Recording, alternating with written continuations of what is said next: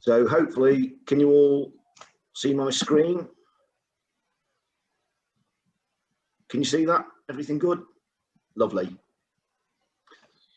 So just to kind of set the scene for today, folks, I thought I could just sit here and go, mortgages are great, mortgages are this, and everyone else just switch off and ignore me. So I'm going to try and do something a little bit different.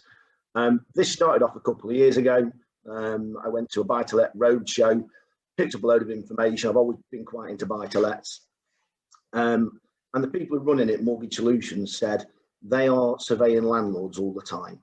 And landlords are crying out for advice, saying, what do we do? Rewind 2 years ago, we got tenant fee ban looming, we got Brexit looming, we got government uncertainty. What a joyful place things was.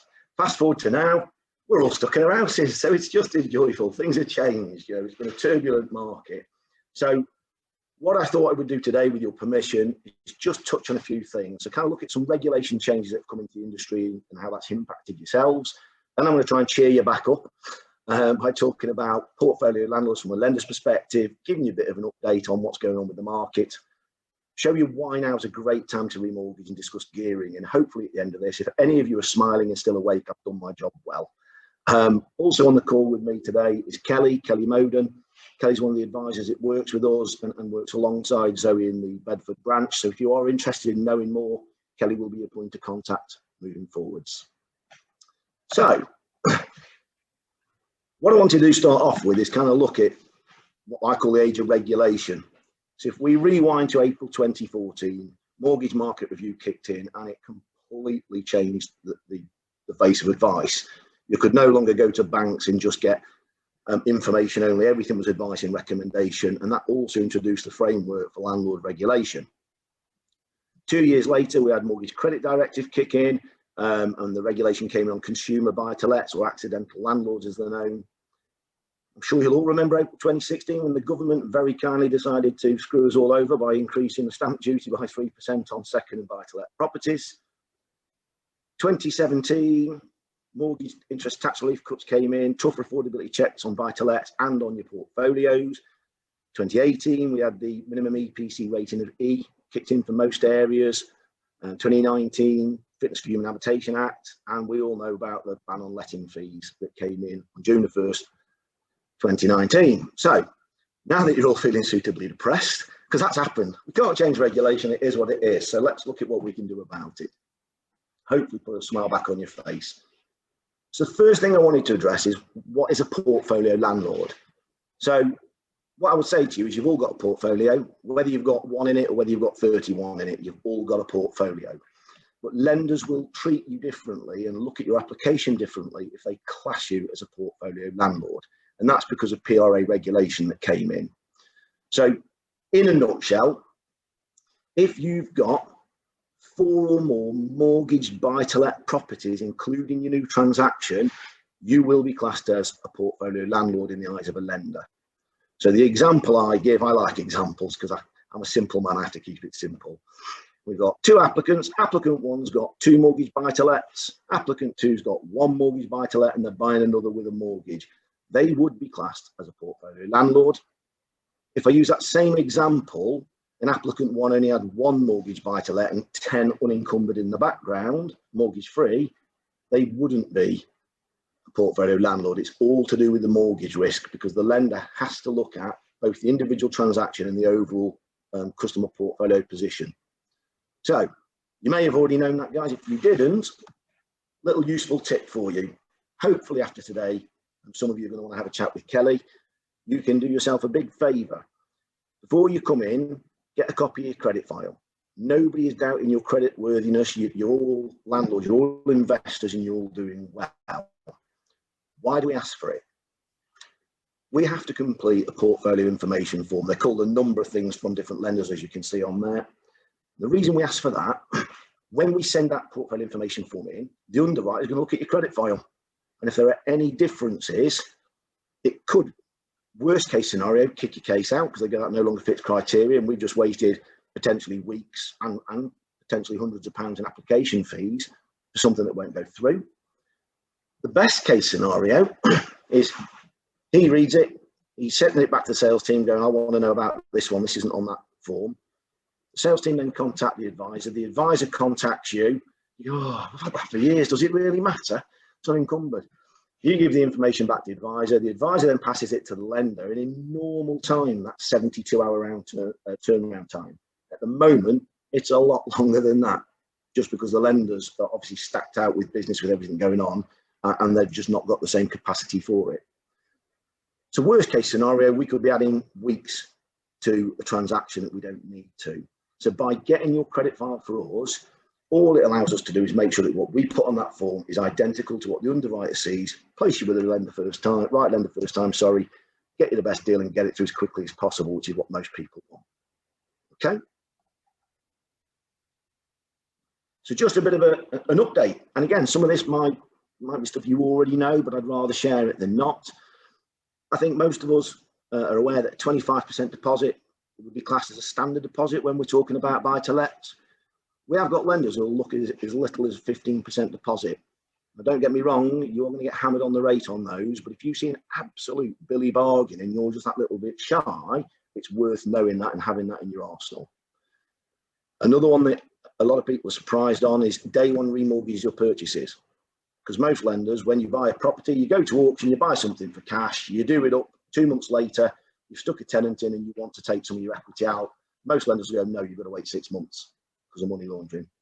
We have got some lenders, including Virgin Money, who will do what we call a day one remortgage.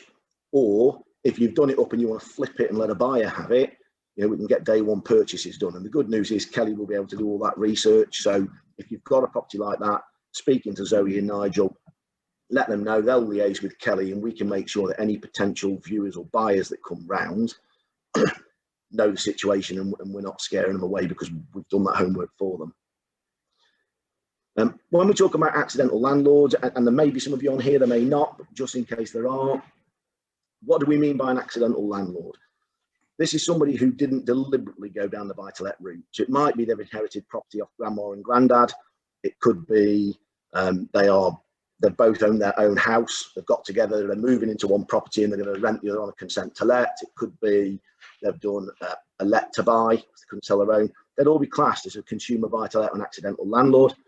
A lot of people doing that will go, well, what we'll do, we'll get a consent to let, and then we'll put the tenant in, and now we're landlords. And then they don't understand why they're not making the sort of profits they hear about.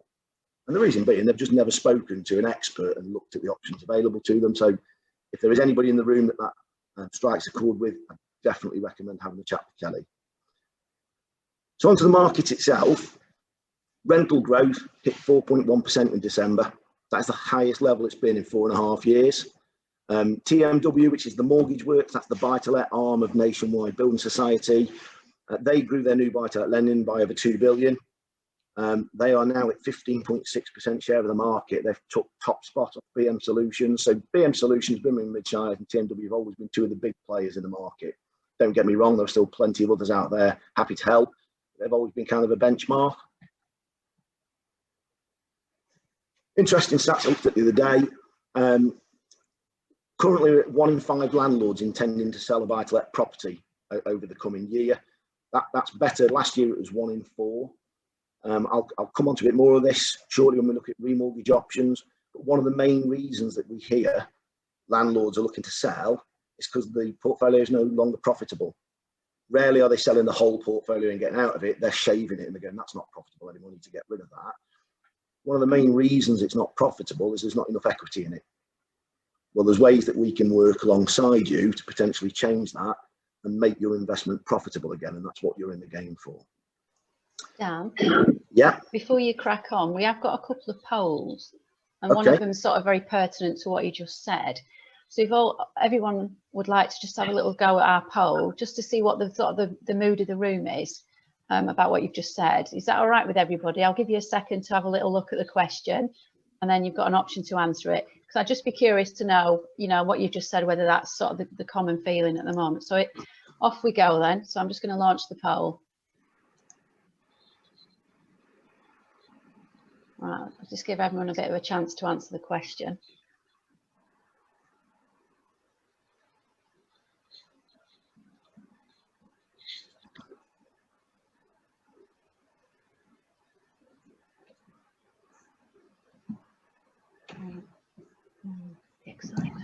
attention. I'll give you all about a minute, and then we can crack on. But feels like X Factor.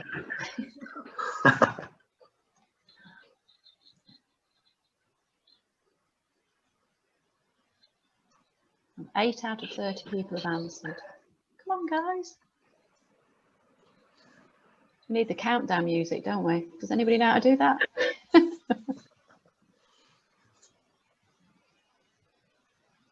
Anybody else fancy having a vote? Right. Okay. So, can you see the results there? I don't share the results. Oh, there we go. It's quite interesting. Mm. Thank you very much, everybody. Oh, David Cavan, I wanted to do the music, but I've kept him quiet. Sorry, David. Off you go, Dan. Sorry. That's it. No, cool. Well, yeah, look, anybody who's unsure or thinking about it, all I'd recommend is have a chat before you make a decision. Hopefully you'll see why in the coming slides. As it says there, you know, some research was done. 70% of investors are planning on using a buy-to-let mortgage to fund the next purchase. We've got over half of those looking to use a limited company, which is obviously all to do with taxation. I know there's somebody due to talk tonight about tax, which is great because that's one thing I avoid like the plague. 27% of buy-to-let borrowers intending to remortgage in the next 12 months. That quite surprises me. If we go back a couple of years to 2019, over 80% of buy-to-let business in 2018 was remortgages. So whether that's because people have done it previously or whether it's because of the changing conditions, people are thinking, oh, I don't want to be tied in, it worries me. Again, hopefully I'm going to show you reasons why you might want to consider it. And interesting, at the time this was done, 32% of landlords now report seeing an increase in tenant demand within the last 3 months, and that's the highest proportion for almost 5 years, which is pretty impressive. So, onto mortgages itself. Why remortgage now? Why should you do it? Why not just, for those of you who are sat there on a standard variable rate, and I've yet to have the latest year's stats. They are coming out next month. Apologies, guys. I'll try and get those out another time for you. Certainly, when I've looked at this past, there was over 50% of landlords sat on standard variable rates because again, I don't know what to do. I don't want to be tied into something and regretting it. So what I've looked at a portfolio of 4 properties with an average house value of 200,000. Why 200? Because it's a nice round figure and it makes the maths a lot easier. I'm not going to lie to you folks. Obviously, you can change this for your own stuff. So if we look at 25% deposit or 75% loan to value with 800 rent per month, and certainly looking at Bedford, I'm probably being conservative in some of these figures, which I'd rather do. I'd rather you could earn more than me go the other way and you go, he's in cloud cuckoo land. So 4 lots of rent coming at 3,200. Buy to let standard variable rates, they vary hugely. I've looked at the top 2 providers. So we've got TMW in first place and BM Solutions in second. You can see there standard variable rates there. So I've looked at an interest-only mortgage based on the Mortgage Works standard variable rate, just because they've got the largest market share at the moment. That would be $655 a month. So if we've got 4 properties at $655, that's an outgoing of $2,620. Take that from the rent, you're making a pre-tax return of $580 a month. That's not much to get excited about with that level of investment. Just for those who like the stats in the room, I also did the BM Solutions, so it wasn't looking like I was being biased. If you're doing that with BM Solutions at 4.44, you're looking at a 980 return, which is better, but it's still not great. So, if after today you want to come and have a chat with Kelly and ourselves, you could remortgage on an interest-only basis. And why interest-only? Because that's what most landlords will look at. Nobody's explained why interest only over repayment. Again, come and have a chat with us. We will talk you through it and explain it. It's your investment. We'll go the way you want to. This is certainly the way most landlords. Free remortgage. And by that, I mean free valuation, no arrangement or booking fees. And on the product I looked at yesterday, so these rates are fresh off the press, they were offering free legals. So there's literally no cost to do this. I had a 2-year fixed at 2.2% and a 5-year fixed at 2.28%. Now, interestingly, those rates have gone down from the last time I did this. So I did this in 2019 when nobody had ever heard of COVID-19. The rates are lower. Very competitive market at the moment. So you can see what the monthly payment would be. So if we times that by 4, we're getting what the cost of the mortgage would be for your portfolio. You're going to get the same amount of rent. So if your standard variable rate for your 4 properties with TMW, you'd be making a 580 return, and all these figures are pre-tax. I'm going to get that caveat in as many times as I can today. If you do all 4 on a 2-year fix, you're now making a monthly pre-tax return of 2,100. That's over 1,500 more based on that particular SVR. If you want to be more conservative, because we have a lot of people at the moment saying, listen, you know, I just don't know what's coming. I don't want to be messing about in 2 years' time. Take a 5-year fix. You're still looking at over £2,000 a month. You know, we're looking at, again, this is based on TMW standard variable rate. You're looking at 1,480 extra a month, and now you haven't got to worry about your mortgage for 5 years. Dan, before you crack on, someone's asked a question which I think is relevant. Okay. What rates would that revert to after the period? Without lying to you, I couldn't tell you, because I just literally picked the top lender yesterday. I wasn't going to that level. I can't remember with that. I'm not going to tell you porkies. Right. But that's the sort of thing I'd just say have a chat with Kelly. We had a number of rates around the 2.2, 2.34 and so on. There was quite a lot around that range. All I would say though is the reversionary rate, when you go into standard variable rate, if it's done right and we can earn your trust and look after you, you should never be on a standard variable rate. Because 3 months before that deal comes to an end, you know, you should be speaking to Kelly, or she'll be on the phone to you going, listen, I don't want you on a standard variable rate. Come and have a chat with us. Let's see what the best deal is now. And we're always trying to keep you at the best rates at the time, is what I would say on that one. So just a little bit of food for thought. But there's a lot of people out there, and some of you may be fully managed, some of you may have done intro only. You know, I keep getting told how much regulation is changing the market, particularly in the lettings world. I'm glad I don't have to deal with that amount, you know, otherwise my hair would fall out. There you go. But using that previous example, that particular landlord could benefit further by going from intro only to fully managed. So the particular agent I did this for a few years ago, and I haven't changed the figures, so Zoe will liaise with you on any rates locally. Well, their fully managed fee was 14.4%. So that's 115.20 per property. Times 4, because we've got 4 properties, we're looking at £460.80 a month. If we use the figures from the 5-year fix, so let's not worry about your investment for 5 years. Let's have Zoe taking care of it all for you, and Kelly sort the mortgages out, and then you go, right, it's one phone call into the office and everything's done. You're still going to make a return, if you'd been on a TMW SVR, £1,599 a month. That's over £1,000 more than somebody sat on an SVR at the moment managing it themselves. So it's certainly worth thinking about. You know, I'm well aware that the regulation changes at the moment are getting harder and harder, and they're changing. It's just trying to keep on top of them. So I don't know what deals Zoe will do. I'd pick up the phone, have a chat with her. I'm sure she'd be delighted to discuss that with you. But again, instead of having to make numerous calls to different agents and different advisors, one phone call in, all your stress is taken away. Just to add to that, what we could also do is review your existing portfolio. It might be we could take some equity out of some of them if it's particularly low loan to value, so you can go out and buy another one if you're still looking to expand and grow it. Or I mentioned earlier, you know, 1 in 5 landlords are looking to sell this year. Some will be because they want to get out of the industry, which is fine, but there will be others doing it because it's no longer profitable. It might be we can take some equity out, a couple of the ones that are low loan to value, pay off some of the mortgage on the one that's not profitable to bring the loan to value down. You can now remortgage that and make that profitable for you again. You know, that's what you're all doing this for. It's for an investment. It's for a return. You know, we can help look at that for you. I'll take a breather for 2 secs. Okay, so that's remortgage. If I haven't convinced you to come talk about remortgages, I never will. So the last thing I wanted to look at with you was just for hearing, and I'm aware some of you are probably very versed in this and some of you may never come across it before. So when I talk about gearing, it's utilising money to try and get a better return on your investment.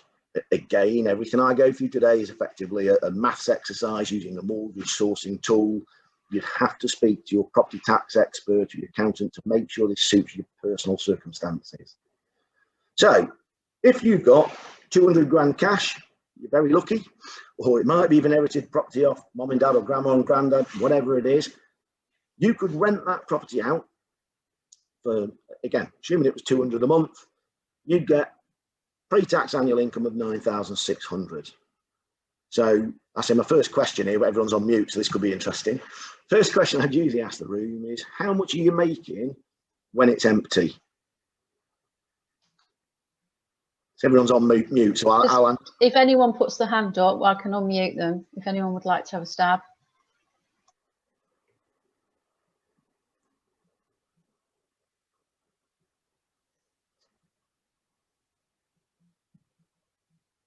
So, okay, I'll answer my own question for myself. But a lot of people, and I've done this before, will go, you're making nothing.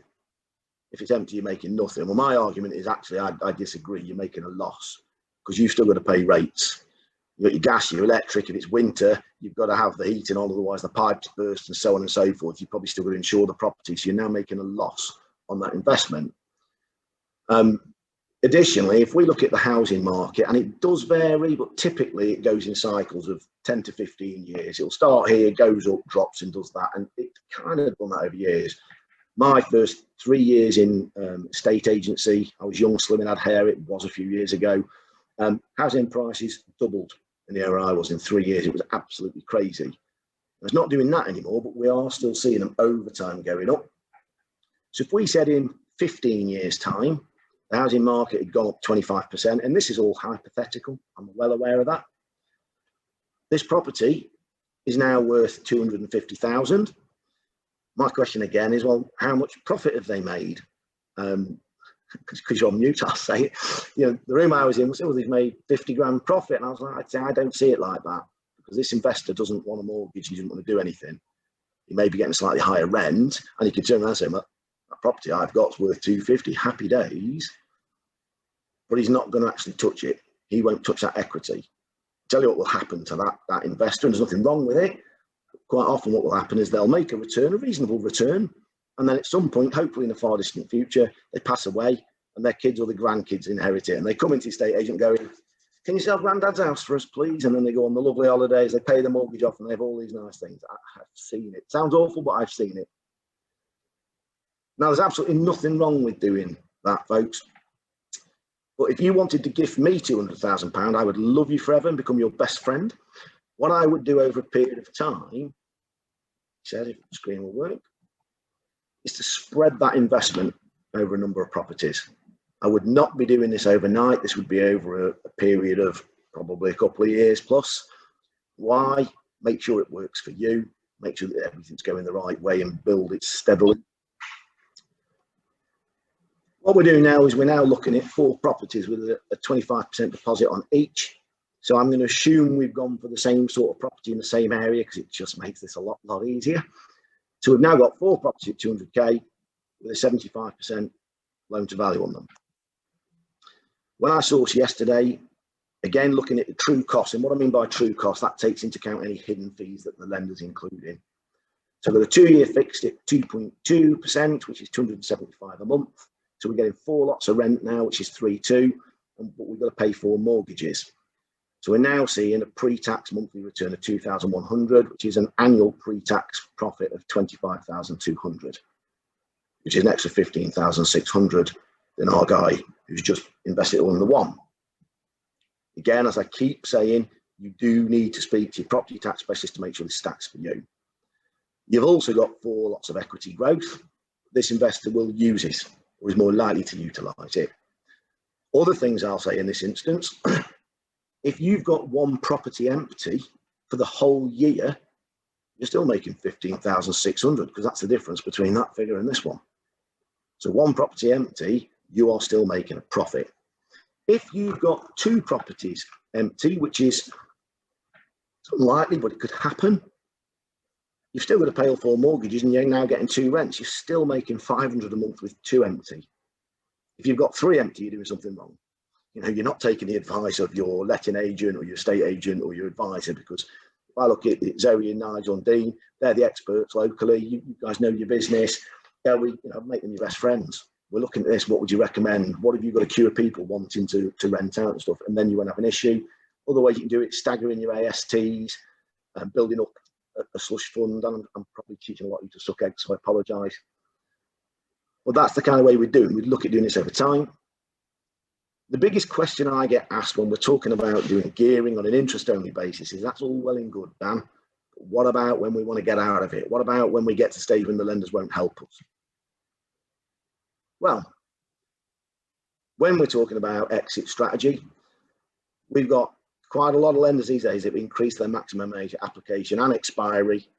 My favourite quote when I looked online, we've got one lender precise that states maximum age application is 80 with a maximum term of 35 years. If you're still investing at 115, good luck to you, in my opinion. Absolutely fair play. In addition to that, most lenders will allow you to overpay by up to 10% per annum without incurring that early repayment charge. Again, it does vary.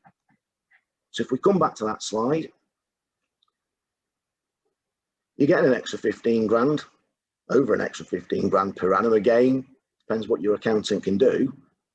10% of the 150 mortgage is 15 grand. So in 10 years, assuming it can be offset, it's one paid, 20 years, two paid. You've now got two, and you've got the equity in the others that you can sell as needed. The final thing I sort of wanted to touch on today, if we look at this investor, because and again, I no longer advise, sadly, I really miss it. I have a regional role these days, which is why Kelly gets the joy of this. When I used to speak to a lot of investors, and some were doing it for their pension, for their main income stream. We would have others who were saying, well, actually, I'm having it. I want it to be a gift to the kids when they're older. I want to set them up. Well, let's assume that we've got this investor here, and 15 years down the line, his children come of age, and he gives his property to them. There's two things that happen then. One is he's just lost his investment, and he's just lost his income.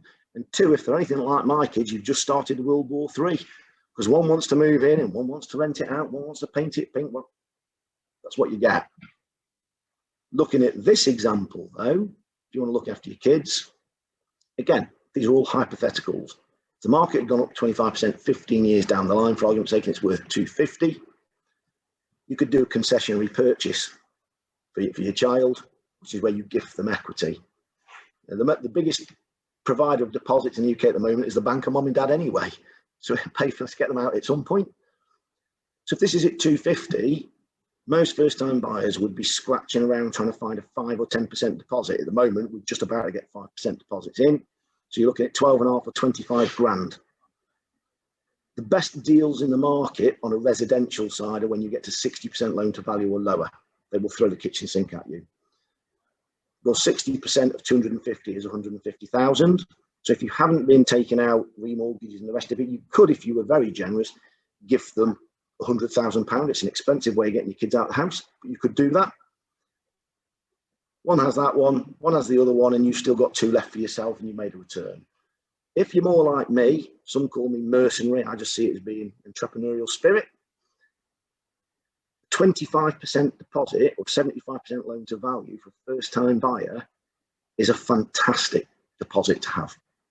You know, that is a great rate. Most of them are really struggling to find 5 or 10%. So if you're at 250 times 25%, that is £62,500 equity you're gifting them.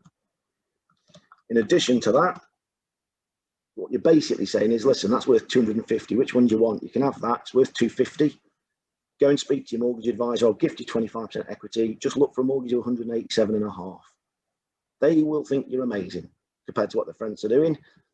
And I've just made a £37,500 profit out of my own child, and they love me for it. That is how I would be looking at it. And that, folks, I'm aware I've talked a lot. I do apologise. It's the way I am. That's it. Thank you very much for your time.